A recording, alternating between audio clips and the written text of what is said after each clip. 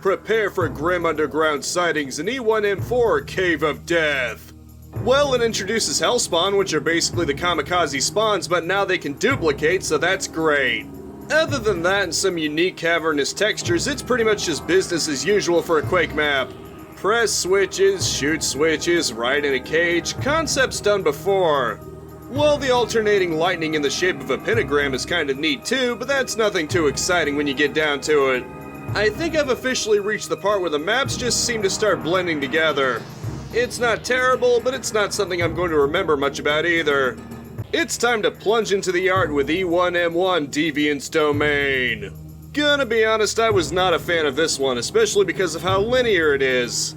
It also doesn't help that much of the map's difficulty is from having a shotgun and later nail gun against relatively spongy super knights, ogres, and scrags, unless you happen to find a secret. Being stuck on not one, but two boat rides across acid probably doesn't help either, only further emphasizing the map's linearity. The one highlight was introducing lava nails, and that's not even something I'd really give the map all that much credit for. You might say I'd compare it to most of Romero's sigil maps in Doom, pleasant enough to look at by Quake standards, but lacking for substance. I hope this isn't a sign of things to come, because I don't like voicing my disappointment with these kinds of maps. No prayer will save you from E1M6 Temple of Pain. The most noteworthy thing is it introduces Wraths, flying enemies with homing shots. At least it's much weaker than Vors, but they also explode on death, so pick your poison. There's also an anti-gravity belt that temporarily lowers gravity, and at least you can grab it after clearing a place to avoid being a sitting duck.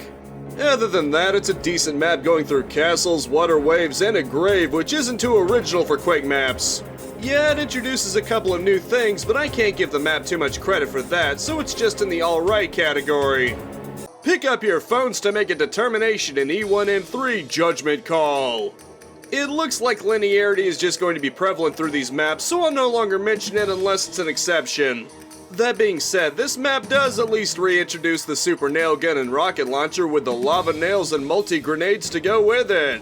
It also introduces electric eels, which could be horrific to deal with, but thankfully are just stronger rotfish. Other than one pretty irritating moment near the exit with hopping platforms over mechanisms trying to shove you into the lava, the map isn't very remarkable. It's time to fear the void in E1M2 Dread Portal. Well, if you were hoping to hard pistol start, I know, it's actually shotgun. This map will definitely clap you hard with a freaking shambler at the beginning. Sadly, this map is just as linear as the last one, but at least there's no painfully slow boat rides, just a bit of escalated difficulties. It introduces the Phantom Swordsman, which again isn't necessarily to the map's credit, but at least it introduces them in a cool way with them surrounding you. You choosing the right switch to avoid being crushed seems cheap at first, but it leads to a hidden secret, so that's actually kinda neat. I suppose at least there's an optional area at the start leading to quad damage, which is a good use of 3D space. Still too linear for my liking, but at least it's a step in the right direction and doesn't really have anything that stands out as annoying me. It's time to spill the red stuff in E2M6 Blood Sacrifice. The most noteworthy things about this map is it's challenging and continues the nice Egyptian theme. Other than that, it's another straight-lined map that has little to stick out other than making heavy use of environmental hazards. The statue shooting lightning at you until you shoot its mouth is interesting, but its mechanics done before. Having what's effectively a point of no return in the form of a portal is also something I always dislike in maps like this. Even the High Priest is just a tougher form of Quake's Guardian, so nothing too original here. Prepare to face the anger of the tall buildings in E1M5 Towers of Wrath. As far as your typical Quake map goes, I'll admit I actually had some fun with this one. Wasn't a fan of the wait for the ride section, but the rest of it at least had some interesting twists and turns in it. One section has you timing it right to get through a mechanism before you get zapped, which at least adds a nice sense of tension to it. The aesthetics also hold up decently well on the map, all things considered. From lava to water to wind tunnels and even a library section. I still wish it was more open-ended, but that's probably a lost cause, so I'll take fun where I can get it. It's time to witness humanity's last stand in E2M7 Last Bastion. You know, I was ready to call this just another unimpressive map until I realized there's actually a good chunk that's optional. It's only a real shame that it's easily missable via point of no return, which I feel is very unnecessary. It's multiple enemies including a shambler and a locked door that you could easily miss out on. As I suggested though, the rest of the map doesn't feel all that special. You seem to spend most of the map in water-filled hallways, which just serves to slow you down. 2 shamblers to the exit just feels kind of weak, especially compared to Quake's Guardian or the Overlord. It's time to keep tally of your magic in E2M5 Wizard's Keep. I'd put it in the same realm as the Gremlin's Domain from Scourge, except moderately better. There's nothing truly irritating and shortcut openings are nice. Grabbing a key through lightning probably stands as the most mechanically interesting. I'll admit you need some pretty good timing there. It looks alright visually, and the outdoor area was refreshing as a nice little optional area to make the map feel less linear.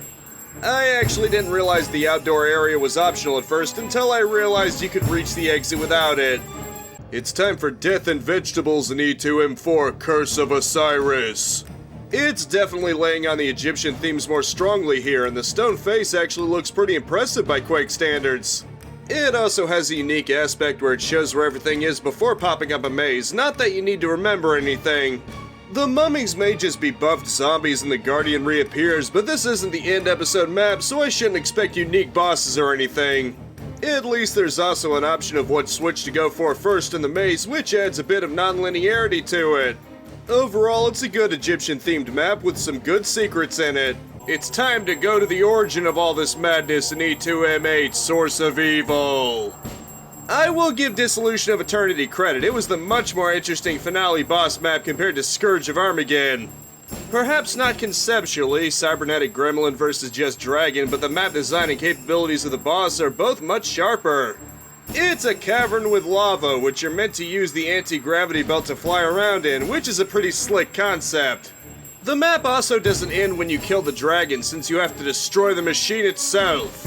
Overall, still not the most involved boss map ever, but as the end to all things Quake 1, at least canonically, I was satisfied enough with it.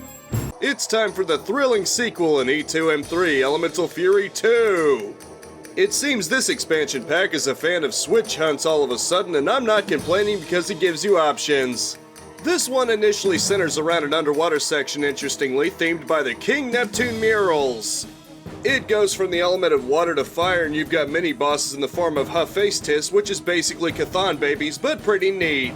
I'll admit I do like how the 4 sections of these 2 maps conform to the elements earth, air, water, and fire. All we're missing is heart. This one's likewise pretty fun to play through, and reworking an existing boss into babies was pretty neat. I just think they're neat. Time keeps on slipping in E2M1 Tempus Fugit. I could rip this map apart for the expected things like linearity, but I'm actually going to give credit where credit is due. It has a nice different sort of Egyptian theme, and while the stone knights are functionally the same as the regular knights, it's an interesting wrinkle on them. There's even a mural of what I think is King Neptune of Atlantis, which looks pretty neat. Even as a boss at the end of the map, Quake's Guardian, which is a pretty cool concept with them being demigods of a similar Egyptian theme. Overall, it functionally isn't too impressive, but at least it's a nice visual ride. It's time for the anger of the elements in E2M2 Elemental Fury 1. This might be the least linear Quake map yet because it actually has 2 different rounds of switch hunting. Sure, maps crafted with spacious optional areas would be better, but I'll take it where I can get it. Aesthetically, it's split into an underground mine representing Earth and what looks to be a facility high up in the sky with wind tunnels representing wind. If I had to nitpick this map, I'm not a fan of the disorientating earthquakes, but that's not exclusive to this map specifically. Ultimately, my feelings on this map very much swing positive. It makes better use of cavern theming than the Cave of Death and encourages exploration, sadly all too rare in Quake. It's time to invade the home of the dead in E1M7 Tomb of the Overlord. I will give credit where credit is due. This is a pretty good boss map. For starters, there's actually a non-linear section where you have to press switches to complete the sequence and in the order of your choice. The Overlord himself isn't as tough as Armageddon, but he puts up a decent fight and qualifies as an actual boss unlike most Quake finale challenges. The map itself also makes pretty good use of 3D space, like having multiple floors for that switch hunt.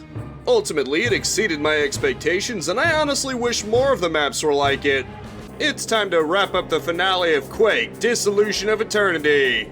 This is a very mixed bag, which is to say it has a number of maps I actually enjoyed. Overall, I'd say it was a pleasant surprise, and even the worst map is not that bad, just unremarkable. For the final canon boss of Quake, a dragon isn't the most original, but I'll admit it engaged me the most out of all of them. Throw in the other bosses and mini-bosses, and I'd say it compensates for the lack of bosses in other parts of Quake. Pretty much all of them put Chubby at the end of the original Quake to absolute shame by actually engaging you instead of waiting for death. I'd recommend the expansion based on that alone.